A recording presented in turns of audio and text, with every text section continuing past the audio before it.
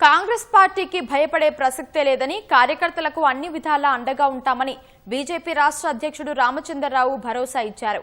ఇటీవల బలవన్మరణానికి పాల్పడ్డ మంచిర్యాల జిల్లా వేమనపల్లి మండల బీజేపీ అధ్యక్షుడు మధుకర్ కుటుంబాన్ని ఆయన పరామర్శించారు.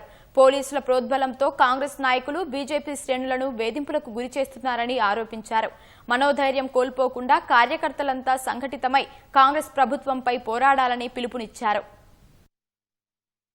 మధుకర్ అనేటటువంటి కార్యకర్తని కాంగ్రెస్ పార్టీలో కొంతమంది నాయకులు ఈ నాయకులందరూ కూడా కలిసి అతను వేధించి పోలీసుల ద్వారా బెదిరించి అతని కుటుంబానికి అతనికి హాని ఉందని చెప్పి నువ్వు బీజేపీలో తిరగొద్దు అని చెప్పేటటువంటి వాతావరణాన్ని నిర్మాణం చేసి అతన్ని ఈ రోజు ఆత్మహత్యకు ఆ దోలో వెళ్లేటట్టు ప్రయత్నం చేసినటువంటి ఈ కాంగ్రెస్ నాయకులందరూ కూడా దోషులు దీంట్లో. ఖబర్దార్ మా భారతీయ జనతా పార్టీ కార్యకర్తల్ని ఈ రకమైనటువంటి వేధింపు చేస్తే బీజేపీ ఊరుకోదు. కాంగ్రెస్ పార్టీకి భయపడేది లేదు.